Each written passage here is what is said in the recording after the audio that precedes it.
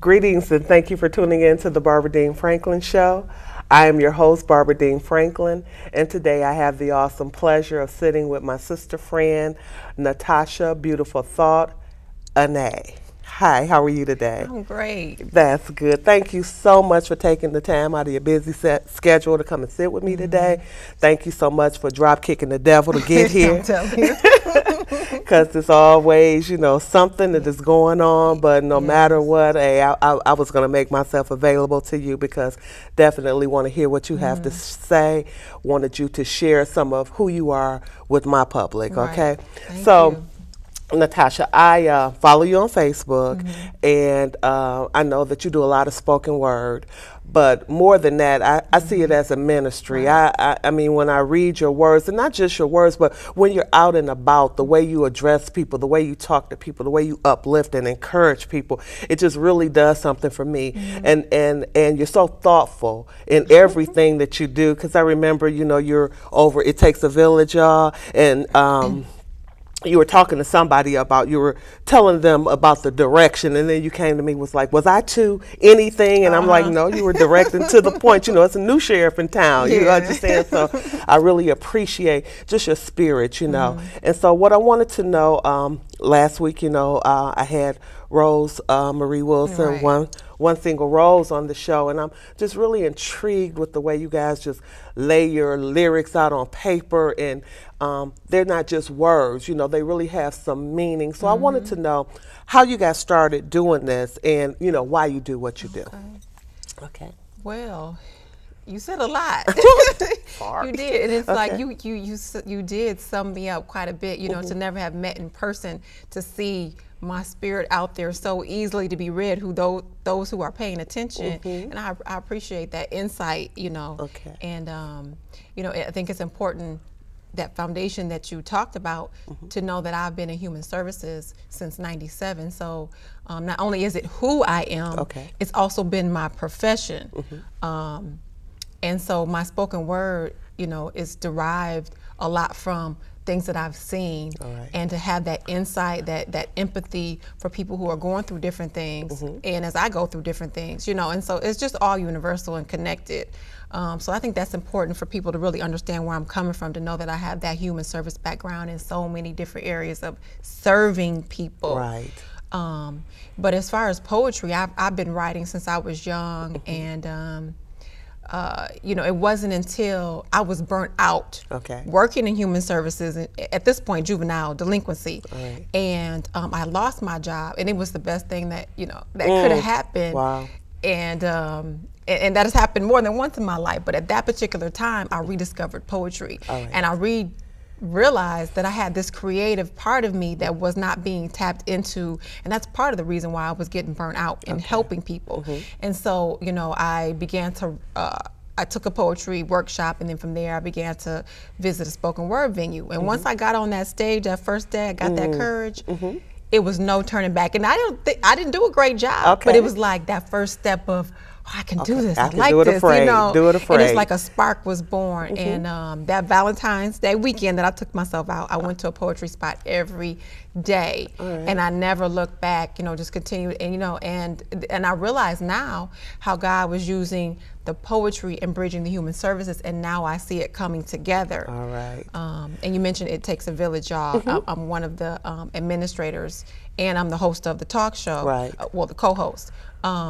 And although that's separate and different, just my ability to be able to speak and being used to, interacting with people on that level, all those things have just worked together that God has used to His glory. That's good, and it's wonderful because I was. I have a prayer call that I'm on every day, and something that you said that somebody spoke to me this morning, like your spoken word is just not really about you. Right. It's about, the people and how you can help the people. Another thing that I wanted to share is that you always talk about different issues, domestic violence, suicide prevention.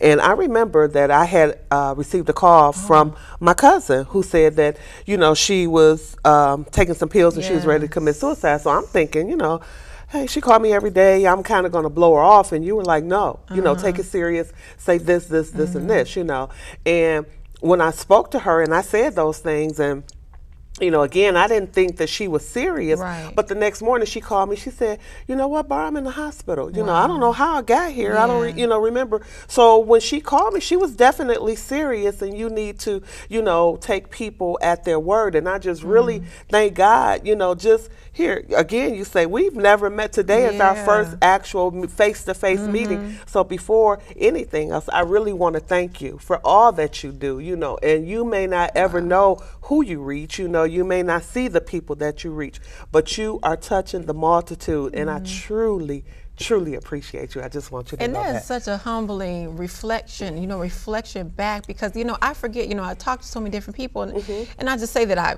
literally forget, but sometimes you forget some of those people that you have encountered, and I did forget about that situation, and it just kind of was like, it just did something to me to even hear you say, you know, play that back to me, because it's like I was just doing what I know and what I'm led to do, and to think, you know, the impact, I still even forget the impact sometimes. Yeah, but that I mean, you know, just even me saying those words to you, you know, it kind of has me tearing up, because what if I didn't take the time, you know, and people talk about Facebook sometimes in such a negative way, but it's definitely a networking opportunity for me. I've met some really awesome people, you know, and again, you know, I'm thanking God, because you know, when I said, hey, you know, make sure that you go to the hospital, or tell, you know, talk to somebody, do this, do this, do this.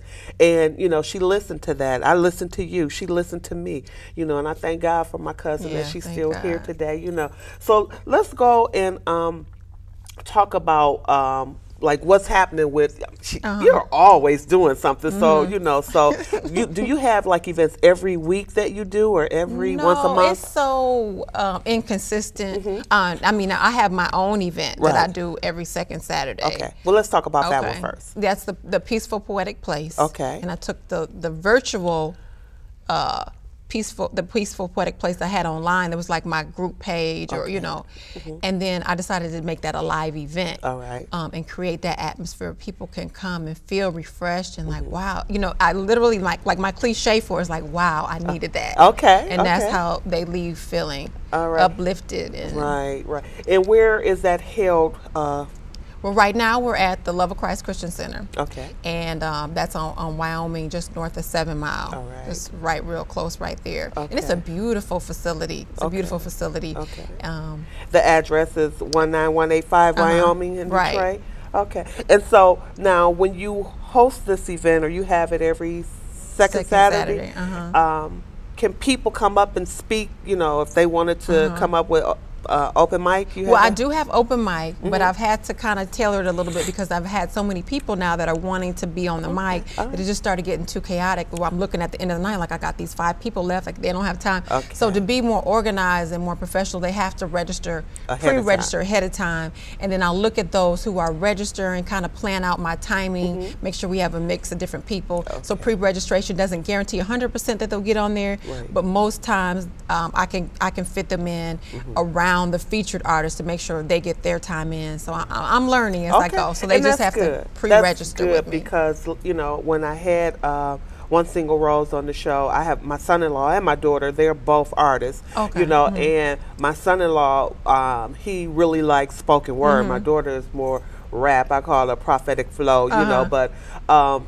he really loves spoken word, and so he went to the event. You know, he signed up for it. He said he was going to be there, but he never got on. So he was a little toasty, just a little bit, you know, just a little bit, you know. But I said, hey, give it another chance, you know, because what we talk about is always supporting one another, you know, going to the event. So it's hard sometimes when you go to the event, the featured artist should definitely be featured. But when you're featuring people who are always there, you know, people that you know, just because you have somebody on the show that you don't know, and they feel like they don't get on because everybody knows everybody, and you know, so he said he'll be there February the 1st. So give it another chance, you know, to the next event that they're going to have. And so, you know, I'm like, you know, don't give up. And then there is, you know, now in the secular venues, I see that a lot. Okay.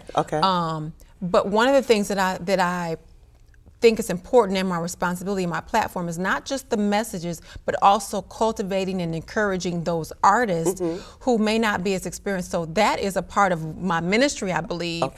You know, even finding artists who people don't really know about and kind of pushing them out there and getting them out to the masses and let them continue to go, you know, the direction that God leads them once they got that undergirding, so to speak. So I think that's important. I do always want to hear, at this point now, because I had an experience, you know, you learn from each event, but now I have to know some extent what is it that you're going to talk about. Not necessarily recite what you're going to say, but I need to have some background about you before I put you on my platform, because I'm responsible for the messages that go forth. Most definitely, and you're you know, you're doing your venue at the Love of Christ Christian Center, so we want people who come up there to speak about the love of Christ. I mean, you know, or you know, have a message that is appropriate for the audience that you're going to be delivering that message to. So, and it doesn't have to be a Christian poem per se. I understand, but inspirational, motivational, and definitely not to any blasphemy against Jesus. Well, most definitely. Even if there's different beliefs, you know. I encourage that, because that's the way we can reach. Some people can come there who may not go to church or may not even believe in Jesus. But if you have an inspirational message, I got you. You're there in my audience. You're going to hear everything that goes forth. Exactly, yes. So if people can, so you go out and you, like if somebody was having an event and they wanted you to speak, can they, you know, hire, well, I don't know, what do you say? Okay. Yeah, you know, depending on the budget, I may take an honorarium, or if they hire me, I've done, you know, written pieces specifically for people where I get information and I write it specific for that, like a baby that was being born and the lineage in that family. As a matter of fact, on the way in, I got an email about a death celebration for a grandfather, the 1-year anniversary of the grandfather's death, and so they want to hire me for that particular event. So I'm open to any you know, type of platforms. I've done weddings. Okay. So if people wanted to get in touch with you, if they wanted to contact you directly, how would they contact you? Well, they can contact me directly by voice, which is real easy. It's 313-242-POEM. 242-POEM. But my website has all my contact information, more information about me, YouTube, all my social media, email, and my website is mybeautifulthoughts.com. mybeautifulthoughts.com. Okay, so now the question that I have is, because not only are you my beautiful thoughts, you're so beautiful as well. And I love the way you dress. I just love, you know, just the way you just, you know, you're natural. I looked at one site, you know, one site your hair was done with your makeup. Then you had these 2 twigs. You say, I am not my hair. You know. So, you know, the way that you are, you know, the way that you dress, your flavor, your flair, did that come with your creativity, or was it there before? You know what? It was laying dormant. Okay. It was, because through poetry, God has allowed me to be free, to be who I am in Christ, to be who I am as a person, to be who I am creatively, and to not be concerned, even with transitioning to my, you know, making my hair natural, wearing it that way. Okay. Came through this experience of poetry, and it's like, be who you are, and that's it. And it doesn't matter. It doesn't matter what people think, and you know, and you know, even my mother may look at me, and they know who I am. Okay. But they're like, well, I would wear that, but you could wear it. You know, just things like that. And I do pride myself in just being able to express myself creatively through my dress. It really is an art form for me to actually put something together. Okay. Encourage, you know, other young women to, it's okay, just be you. It is, and I mean, and you know, keep doing you, because nobody can do it like you, because you do it so well. And, you know, I truly appreciate that. And I'm trying to start a movement, an organization, Women in Power Crossing Path. And it's an organization of women uplifting, encouraging, inspiring young women to be exactly that, to have some self about themselves, you know, because I believe if we can, you know, gird them up right now and get them right now, to have them, to give them the confidence, not cocky, you know, just to know who they are, to allow them to have their power, their strong, and they grow to be mature and strong women, because we have a lot of young girls that are messed up growing up to be messed up women. And we need to encourage and embrace each other, you know, today, and help our young sisters so, you know, we can leave this world in a better place, you know, when it's time for us to transition on, you know. So I'm going to have you, I definitely want you to give us some of your spoken word, but before I do that, let's talk about, you know, so you're hosting It Takes a Village with Robert. Right, we co-host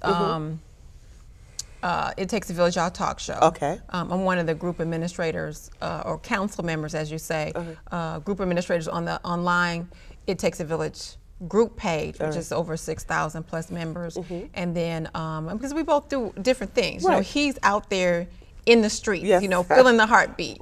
You know, I'm behind a computer, you know, I'm making phone calls. That's what I do. You know, I reach out to people and connect them with resources. I don't know if you know that he was actually my very first guest when I did the show. Yeah, I had, it was, I think it was during the month, it was March the 1st, as a matter of fact. I will never forget that day. Okay, but I have I call her my cousin, Sally Louiso Prado. Her mother, Viola Louiso, was murdered back in the 60s. She was a Caucasian woman who was working during the Civil Rights Movement, helping to register black voters. And so I wanted Sally to come on and talk about her mom, and I wanted Robert to come on because he was a soldier in the street, always doing, you know. So I had them both on at the same time, and I think it was really a great show. It was my first show, and they gave, I mean, you know, it was like sitting, that's where I got the sitting talking to your friends, you know, because Robert had been over. Natural and sitting on the couch, you know, donating clothes, coming, you know, my next door neighbor, daughter was murdered, you know, getting the flyers and just doing different things. And I just truly appreciate it. It's one thing to talk about it, but it's another thing to be about it, you know. And so I know he's definitely about the business of everything. He, you know, I can put money, it's like money in the bank. If, you know, people are having a problem, young brothers call me. I can't help a young brother be a man or help him out of anything, but Robert, is it okay if I give him your number? He said, give him my number. He stretches himself very thin. And it is really, really good. So I'm going to let you do some spoken word, but before you do it, like when do you put some words over here and then pull little words over here and then bring them back together? How do you work it out? Usually I just write. Okay. That you know, if somebody, even if somebody has me writing, you know, like I did the piece for the baby shower on the baby, and you know, I gathered the information, and it just more so it flows, and I just write. Even if I go back to it, I'm not like that. You know, when you think of education, like, oh, this is the proper way to do things, and I'm so out of the. To me, I'm out of the box because I don't have, you know, even though I had, you know, literature classes and all that, I don't have a format, or I don't have a image in my mind how it's supposed to be, like how a poet is supposed to sound like, or how a poet is supposed to write. I just do what I think, you know, which is, to me, it is actually kind of liberating because I'm not trying to fit into this box. I understand. Which is somewhat unconventional, but. Okay, all right. Well, then I want you to be you and do something for me, flow for me right now, do something. Well, and I just want to set this up because we were just talking about the young women and that empowerment of feeling comfortable to be who you are allows us not to depend on, well, let's just say a man. Exactly. You know, and ultimately understanding our relationship with our Creator and how He loves us and it's unconditional and all that, so much sets the foundation of having strong self-esteem and being confident in who you are. And so that's kind of the process also that I've gone through my poetry and looking only to Him for that validation. Gotcha. And so I write a little bit about that. All right.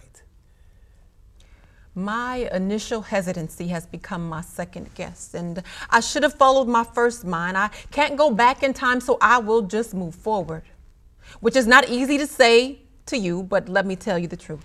See, because it's so much harder to prove. See, my tongue is locked up when my heart is open. But my heart should be locked in my tongue that's open. See, not so quick to give my heart away. My heart should be locked in my tongue open, open my mouth and mind free to be whoever I say is me. My thoughts randomly, if they choose to be, all the while portraying who I really am. And you say I changed, so it's not me. Or is it just not the me that you first thought that you saw in me? In retrospect, I look back and reflect how I previously said that you changed my life, when in reality it was I who changed my life. And I don't want to be indentured anymore. I don't owe you any explanations, but I will always owe myself. And I shouldn't let you try to keep me there in handcuffs, balls, and chains. That weight is now lifted through sound, speech, speak. No more taking from me through my silence. I refuse to give any more without my due share. I actually have so much more to give. I can't allow you to force me to build walls, because there are so many others that I need to knock down. Love or war? You decided which side you were fighting for, and I decided that you weren't playing fair, playing love while trying to make love, rape love, a war I felt and felt tired of fighting, tired of those lines of fake between enemy walls. Between my legs was all that you could think of. And as long as I stayed submissive and quiet, I could circumvent a war. But I've stayed underwater for far too long, and now I can't breathe. I'm drowning. Although passive aggressive is in my character, quiet never was. And I'm a writer, so sorry. I'm gonna have to rewrite my own ending to the story. And since I penciled you out, I am erasing you. Since I penciled you in. My hard drive is forever, but you are permanently deleted from my life. I wrote too many sorry poems that never spelled out your name. And I never once wrote a song that sung your praise. See, I choose a new muse, and it's called Unconditional Love. And I spell it J-E-S-U-S. And he has truly changed me. I no longer view love as something that you fall into and out of. It's now considered my way of life. Love. Wow. What did you say on your site? You say, wow, I needed that? Is it? Yeah, wow, I needed that. Wow, I needed that. I truly, thank you for that. Is that posted on your site anywhere? No, it's not. It's actually one I haven't even recited that many times. Wow. Yeah, that right there is good. That is very good. I truly appreciate you coming out. And again, let's give people your number if they wanted to contact you and the website for you. Okay. My number is 313-242-POEM, P-O-E-M. And my website is www.mybeautifulthoughts.com. Okay. And before we go, is there anything that you want people to know about you that they don't know already? Well, as you follow me, I will continue to unveil layers and layers. You know, I've just been blessed to be able to connect with people, and you know, I just invite each person to connect with me, and just, you know, on a more intimate level, just to see what God has it in my spirit to share with you, and what I can learn from you as well, because it's not all about me giving, but receiving what it is that He has to for me to receive through my giving. Right. And so, well, I think God has blessed me with great intuition, and I thank God that our paths have crossed. Yeah. I really, truly appreciate just being able to sit in your presence, because it does nothing for the internet. I mean, you know, I was feeling real good about you over the internet, but I'm feeling real great about you now, you know, and I know that